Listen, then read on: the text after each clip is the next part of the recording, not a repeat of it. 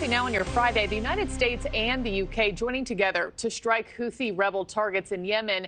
Those attacks themselves aren't just making headlines. It's also the reaction to it that's causing headlines, too. Yeah, some progressive Democrats are ripping President Biden, calling his authorization of the strikes a violation of the Constitution. We want to bring in Dr. Wright, Vince Colanese, and Lydia Moynihan. So I'm going to ask first, Vince, what do you make of this pushback by some Democrats? Obviously, the president has had his critics, especially since the start of this conflict, October 7th. They've been demanding a ceasefire long ago. Well, honestly, I think it's principled, and I think that it represents a general feeling among the public that we should be reticent to engage in armed conflict with foreign adversaries or anybody for that matter, and we should do it wisely and with some deliberation. And that's, of course, where Congress comes in as a constitutional matter. And I in some sense, I'm pleasantly surprised to see Democrats who are otherwise aligned with Biden on literally everything else expressing some concern that he's overstepping. Yeah. Lauren, what did you think about this? Because we've watched these attacks happen for weeks, these tensions ratcheting up here. What did you make of the timing of this? Was this appropriate timing or was this too late on our part? You know, I have to say, Vince, I totally disagree with you, although I think I probably agree with you on many things. I think that this is a misinterpretation of the Constitution by squad members who just really don't think we should defend ourselves at all against Iran. In fact, many progressive members of the Democratic caucus think Israel should just sit back and let themselves be killed. That is their position, and they have said it publicly. So this constitutional argument first doesn't make sense. If you read what the framers said, we should absolutely be able to, as the president can, repel an attack that's ongoing against U.S. troops and then figure it out later whether it was constitutional or not. But second, I think the votes probably aren't there in the first place because there are divisions among Democrats about this. And that's why you see, ironically, Republicans supporting Biden saying, of course, we have to defend ourselves against Iran and its proxies. Yeah, and I think that a lot of Americans are watching this all play out, especially these attacks on commercial ships. Just brazen attacks. There have been brazen attacks against U.S. military members throughout the Middle East since October 7th, and it seemed as though we were very careful and calculated not to retaliate.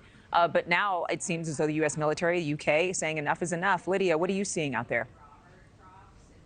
Just as a complete aside, this is a huge victory for all the work-from-home advocates. You have Secretary Lloyd Austin literally authorizing an airstrike in Yemen from his hospital room. So I think anyone who's questioning whether you can work from home, that seems to demonstrate it. But look, I mean, I think it's absolutely the job of the U.S. Navy to make sure that our waterways are safe, that we can have free trade. That is a very important role. But I think what we're hearing from some military experts is concerns that we could see some retaliation because we've now attacked these terrorists. We could see retaliation in the U.S., and we've never had a more porous southern border than we do now. And so I think that's a big concern that people are looking at. And it doesn't mean that we shouldn't have protected those waterways, but it does raise some alarm bells that we could be seeing some sort of response here in the U.S. Yeah, Vince, did you want to add something there? I just want to add one thing. Yeah. One, I do want to say that obviously my point is that Congress should be regularly informed on all of this. But two, when it comes to the conditions here, obviously, Biden created this. The Houthis were on the terror designation list as a result of the Trump administration. He took them off. That allowed an immense amount of funding and, of course, migration to come into the United States. And we do know that hundreds of migrants from Yemen have come illegally across our southern border. And so that's a huge issue. Yeah. And I think, too, you know, once you pull the trigger, as we just have in fighting back with this international coalition, how do you respond to future attacks from here on out, which are certainly most likely to come? Not just foreign, also. True. Especially Yeah. those domestic threats. And what will Democrats be doing to speak up when this immigration issue does boil over into a possible terror threat? Yeah, great point. OK, moving on to the next thing, everybody. In Iowa, let's head there.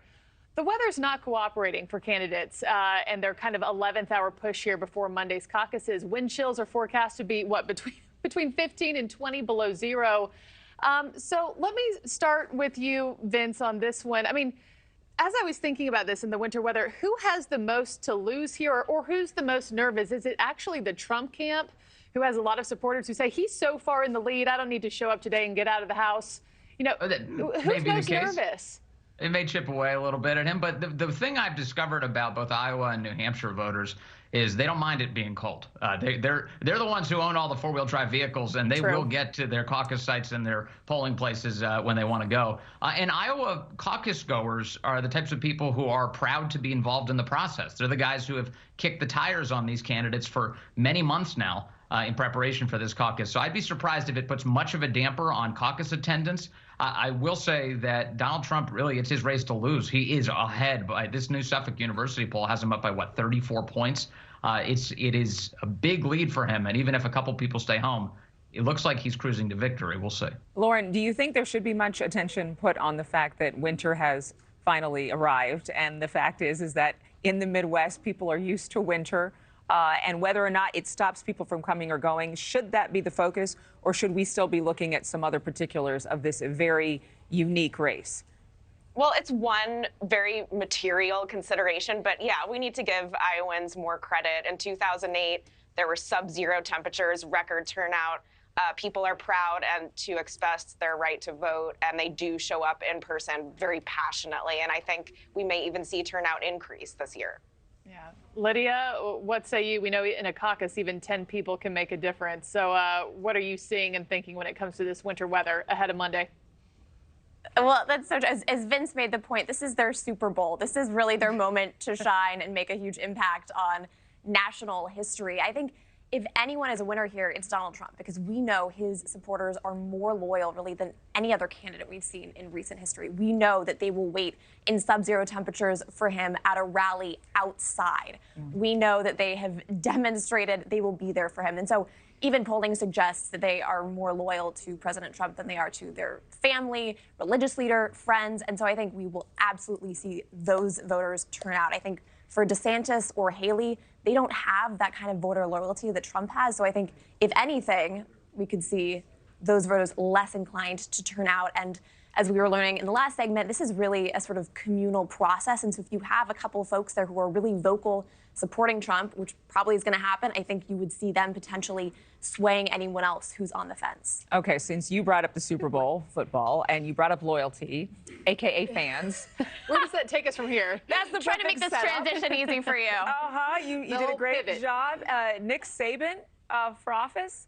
Democrats are now urging newly retired Alabama head coach Nick Saban to jump into politics, setting up a coach versus coach matchup with Senator Tommy Tuberville, who formerly coached at Auburn. So I'm going to ask you, Vince, what do you think about that? It's well, it's not surprising. I mean, Nick Saban is the winningest championship football coach in college football history. So obviously, you would hope that he would take those skills to another arena if you were a Democrat here. Also, Democrats just don't like Tommy Tuberville. They hate him in that role. But Tuberville, I think, has been a heroic United States senator. He stood alone on a bunch of really important issues. He's combated the illegal actions of the Biden administration when it came to using federal taxpayer resources to abort children. So I give Tuberville a lot of credit. I can see why he's taking all of the arrows, and I can see why Democrats would want somebody with a record of winning to go against him. Yeah, Lauren, I have to add, you wrote a book about this. I mean, Star Power, American Democracy in the Age of Celebrity Candidates. You know how much weight a celebrity name holds. So how do you see this? What would a Nick Saban in office even look like here?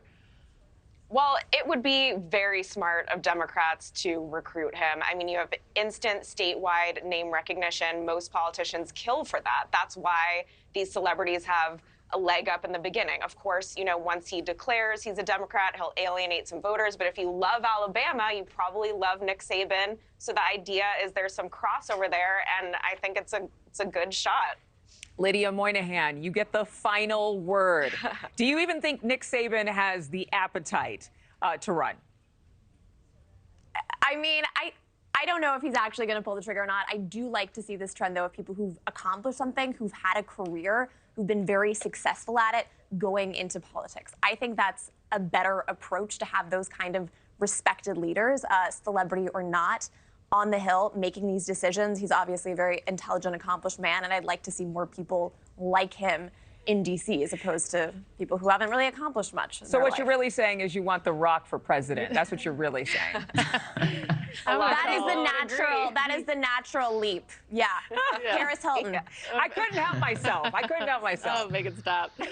I'm going to call that he doesn't have the appetite for it, but we'll see. Who knows? Stranger things have happened. Dr. Lauren Wright, Vince Colonnese, and Lydia Moynihan, thank you so much. We'll see y'all soon.